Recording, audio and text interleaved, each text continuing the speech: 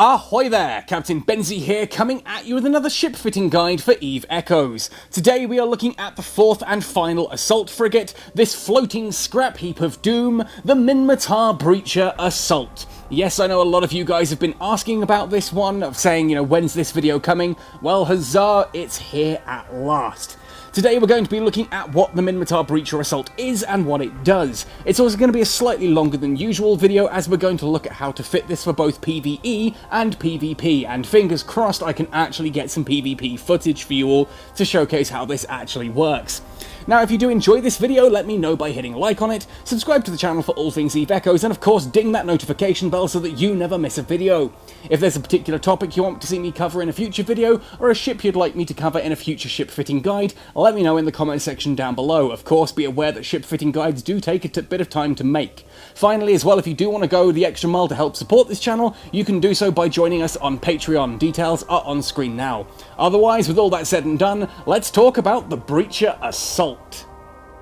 This one is of course found in the Minmatar Republic ship tree, so if we head there and climb up the frigate branch to tech level 7, you'll find the Breacher Assault. Now, like the Thrasher 2 and the Probe Covert Ops, you'll see that this uses the Fucker Tribe skin of being that sort of mottled white colour. There's no actual analogue for this in EVE Online. The Breacher is very much its own ship, and the only thing that is described as sharing a hull with it is the Hound, which obviously is the stealth bomber in EVE Echoes.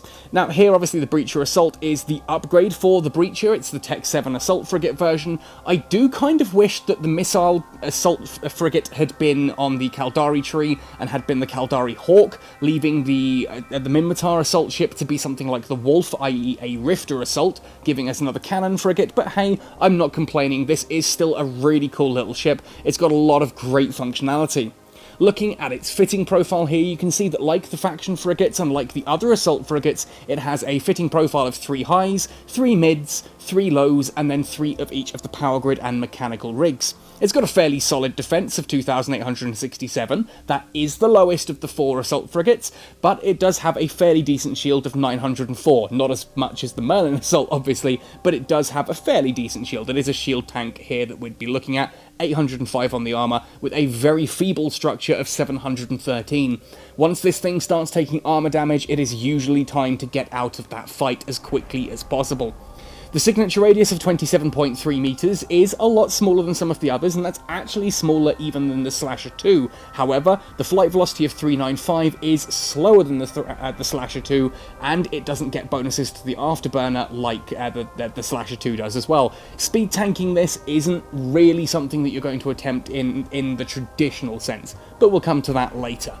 Looking at the trait descriptions for the Breacher Assault, as it is an assault frigate, it gets that roll bonus of plus 5 seconds to the damage control activation time, and it has bonuses for advanced micro warp drive operation. Again, same as usual, a 10% reduction to warp drive signature radius penalty, and a 5% reduction to warp drive capacitor need.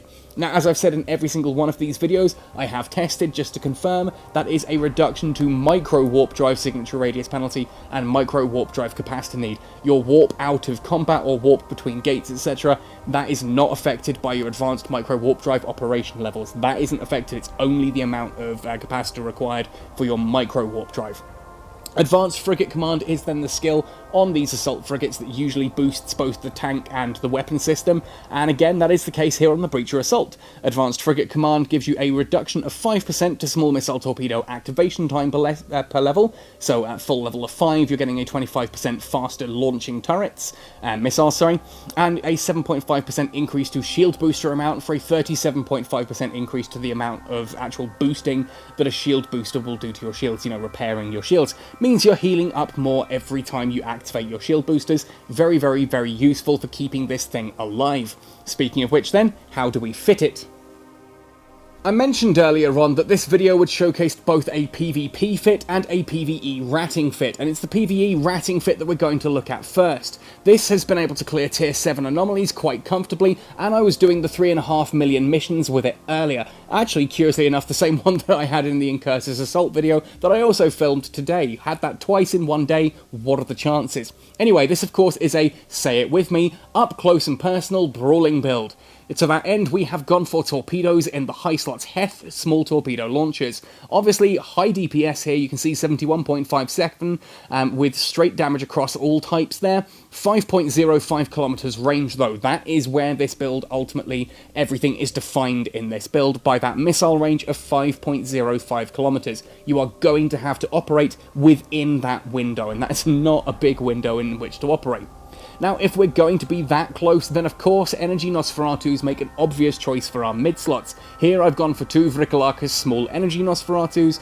Optimal range of 4 kilometers with an accuracy fall-off of 2 means I'm going to be sitting at a good 80% effectiveness range if I'm within within the torpedo's effective range. Obviously, I'm going to be within that 5 kilometers at all times, so these are going to be doing absolutely maximum capacitor drain effect and should keep all of the tank up and running.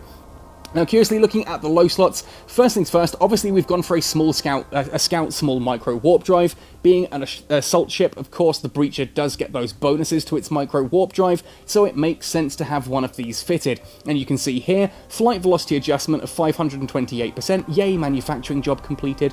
Flight velocity adjustment of 528% massively outweighs the reduced signature radius adjustment of only 262%. This makes relocating through the battlefield surprisingly quick and painless. Obviously, though, we do actually manage the micro warp drive in this build quite a bit, as you'll see in the combat demonstration later. Now, interestingly enough, though, despite the fact that the Breacher Assault, like the other assault ships, does have that roll bonus for damage control activation time, I haven't actually fit one on this version. The main reason for that is because I need that tank at all times. The Merlin Assault gets away with using the damage control because it gets bonuses to its shield resists, and the same goes with the Punisher. With the Breacher, there is no bonus to shield resistances, so you do have the capability. Obviously, you get that bonus of shield boosters boosting your shield a bit better, but you're taking so much damage that it does actually struggle to keep up. As such, we've instead gone for a Mark 7 adaptive invulnerability field. Now, the damage control unit gives about an 8% boost to shield resistances across the board, as it gives both the boost to armor and hull resistances as well, and of course you can activate it for an 18-second period of massively boost resistances. But once that 18-second period is up, you've got 150 seconds where you're back down to that standard 8% resistance. Now here with the adaptive invulnerability field, that shield damage resistance of 29.2%, nearly 30%, is active all the time. That means that this shield takes a lot less damage, and the bonus to the shield booster actually allows us to keep that topped up quite effectively. Of course, then, the third and final low slot we've gone for here is a Republic Fleet small shield booster. Self-explanatory, best shield booster that we can fit in the slot, anything that just keeps that shield recovering. Obviously the adaptive there keeps the resistances up, and then this repairs any damage that it happens to get through those resistances. Looking then at the rigs, if we go with the combat rigs first of all, we have Warhead Califaction Catalysts ×2, straight up damage bonus of 12.5% each. Obviously there is a penalty to that, it doesn't work out at a full 25% increase there.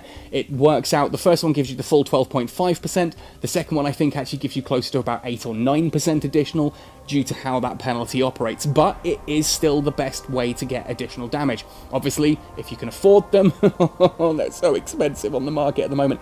If you can afford them, get these up to obviously the Tech 2 rigs. Once we hit Tier 8, we can start buying the Tech Level 3 rigs, and I shudder to think what those are going to cost. Now, the third and final combat one we've gone for in the rigs here is a Bay Loading Accelerator. Activation time adjustment reduction of 7.5%, which allows those torpedoes just to launch that little bit more frequently. Obviously, you go for... The best way to go for DPS is to either increase your damage or reduce the time it takes. That's how you increase damage per second. Obviously, you have the option of going for 2 Bay Loading Accelerators, or for going for 2 of the Warhead Califaction Catalysts, either 2 straight damage or 2 damage reduction. I would go for 2 damage increase rather than the 1 reduction to the time. The maths is very flimsy on either side of that, but ultimately the Califaction Catalyst for me does seem to weigh out a little bit. For the mechanical rigs then, we've gone for auxiliary thrusters, because any extra speed we have, especially once we turn the afterburn at the micro warp drive off, is always going to be useful at stopping us taking any damage, and a polycarbon engine housing does reduce the inertia modifier as well, allowing us to maintain a tighter and closer orbit without losing as much in the way of speed. Third and finally here, I did go for an ancillary power grid router. Ultimately, that's because I was having some fun trying to fit a medium shield booster on here. This third slot ultimately can be anything. You could go for something like a targeting system to lock on a little bit faster. You might decide to go for additional inertia modifier reductions, although there is a penalty to those. Same with if you go for a something like the auxiliary thrusters, having 2 of those. You get a penalty for having 2 of them, but obviously it is still better than just having 1. Now, you could go for something like a dynamic fuel valve in this slot.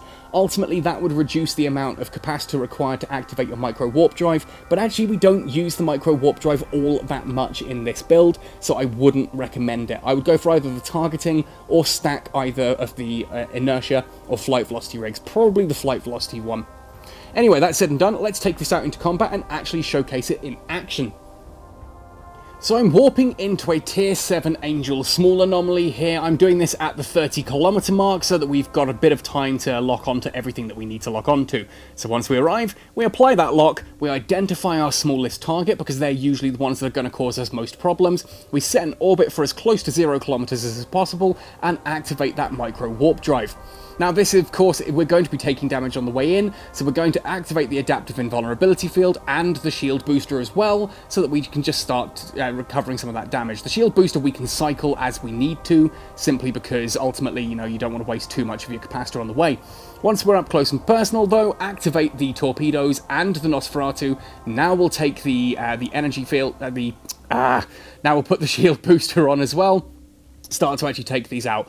Looking at the ships here, you can see that the Gisty Breacher is also the one that has the Stasis Webifier, and whilst it's not going to do too much, I am going to kill that with the micro warp drive on, just so that I'm maintaining as much speed as possible. We then turn the micro warp drive off because I'm close enough to that Gisty Talwar to not have to worry about using a micro warp drive to relocate. And as you'll see, once I've got the micro warp drive off and we are close enough here, you see 4 kilometers, 3 kilometers, 5 kilometers, ultimately that orbit will stabilize. I'm doing more than enough damage to those. The shield booster and the adaptive invulnerability field are being fed by those 2 Nosferatus. I'm taking pretty much no noticeable damage at all.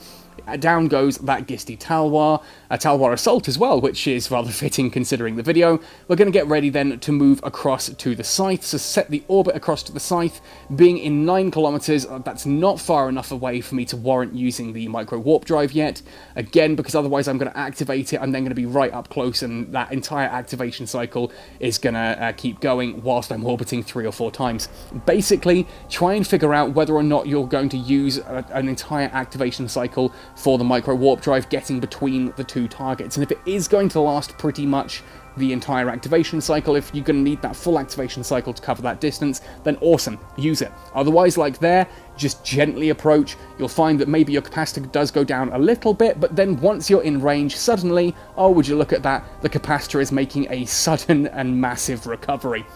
Sitting there at well over 80%, comfortably with all of my modules running, except obviously the micro warp drive, because we don't need it. That Gistum Scythe, we're absolutely hammering it for damage. It's already down into its, it's down into its hull now. There we go. And we're about to take that one out. So we prepare now to move on to the Gistum Cyclone. Let's get ready. One more hit, I think, ought to do it onto that Scythe. And there we go. So we activate. I'm actually going to use the micro warp drive this time. I'm then going to immediately turn it off so that I get the one full activation, and there I go. 2,300, 2,400, 2,500 meters per second and climbing. We shoot past the orbit. We go out to 4 kilometers. Massive loss to the inertia modifier there as we rotate that orbit. But we are now back in at 2 kilometers, and I'm maintaining the 545 speed with a nice small signature radius, which means this thing just ain't going to hit me. And we can proceed to orbit a Cyclone, doing 432 damage per hit. And again, I'm quite happy just leaving everything active here. And we're going to wait for the next wave to arrive after this, and we just keep going.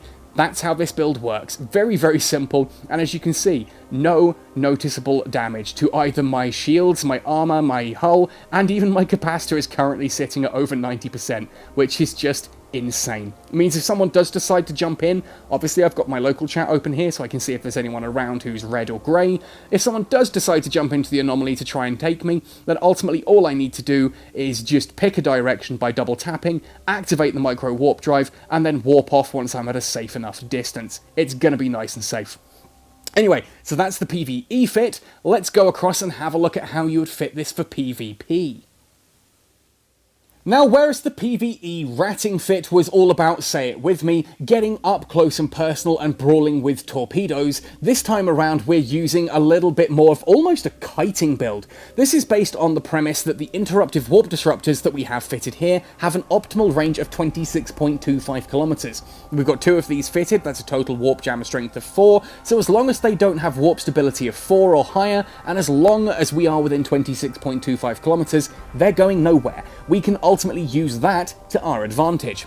Now this then means that we're going to fit for range. I've gone for Gallows small missile launchers here. Obviously whichever small missile launchers best fit the bill for you are what you should fit. I have tried putting on things like medium and like the rapid launchers and stuff like that. They don't fit on this power grid, so don't even bother trying. Gallows small missile launchers are probably going to be your best bet for a while, 21.05 kilometers. Now obviously if you're skilling into small missile upgrades, you may have higher than that particular missile range, and with those obviously the higher the better, but you don't need to exceed 26 kilometers. That's why I didn't bother changing the rigs up for this one, because there's no need to go much further than this. Obviously once you hit that 26 kilometers and that the micro warp, the warp disruptors are at, that's kind of the maximum range you need, because if your missiles are longer range than that, it doesn't matter, because you're going to have to be within that 26 kilometer anyway. Now, because we're kind of going for a kiting build, yes, we do need a way to control the range, and a Scout small micro warp drive does still fill that low slot and allows us to do that nicely. Ultimately, we can activate the micro warp drive so that we can boost and maintain that 20 kilometer orbit as best as possible. We want to sort of sit at 20-21 kilometers at all times so that those missiles are hitting and the warp disruptors stay active on the target. Obviously, if you happen to go a little bit above the 20 kilometers, you're going to lose damage because the missiles won't reach their target, but as long as you stay within the 26, your prey isn't going to get away, so you can then use the micro warp drive to readjust back to a good enough position and maintain. Now, whether or not you leave the micro warp drive active is entirely up to you. If you're going up against something with missiles, for example, it may be worth, actually, to keep the micro warp drive running while you're in orbit, just so that that extra flight velocity means less damage from the missiles. Obviously, the signature radius adjustment is outweighed by the flight velocity adjustment when you're at a 20 kilometer orbit. Against turrets, though, you should find that the flight velocity adjustment, even though it's 528, because you're so far out, it's not particularly much in regards to angular velocity, therefore the signature radius adjustment just makes you easier to hit. So against turrets, I would deactivate the micro warp drive and just orbit naturally. If you're against missiles, activate that micro warp drive and keep moving in the orbit. Now, this time around, we have actually lent into that idea of using the damage control, courtesy of the Breacher Assault's Assault Roll bonus, and the 5 additional seconds of damage control activation time. Of course, you can still use the adaptive invulnerability field, but you'll probably find that that does really impact the tank on this ship. Your capacitor will be drained ludicrously quickly, and there's not really much capability to get in there and to actually boost your capacitor up.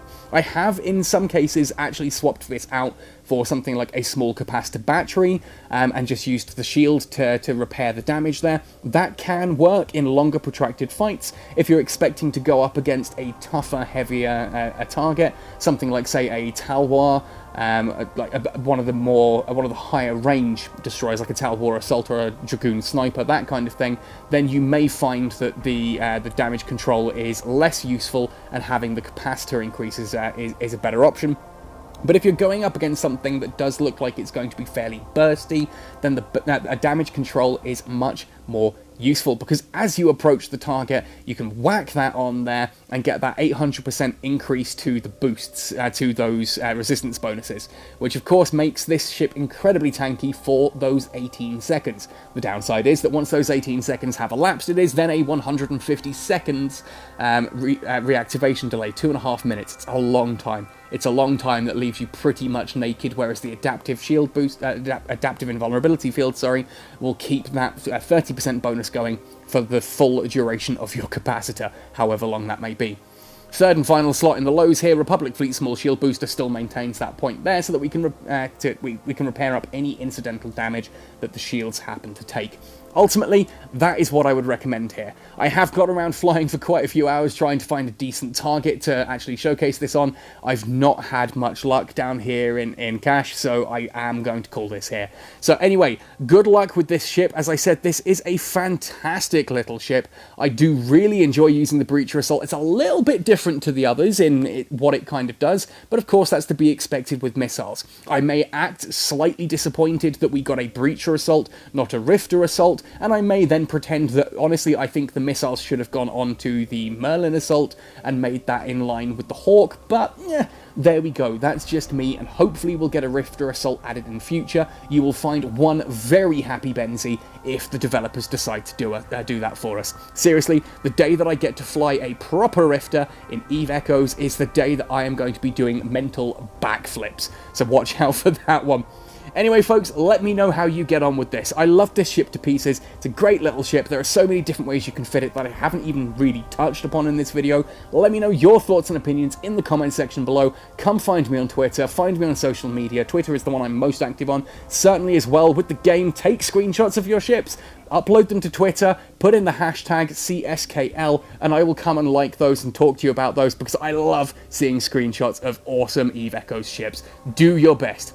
Anyway, folks, thank you ever so much for watching right the way to the end. Happy sailing, and see you in New Eden.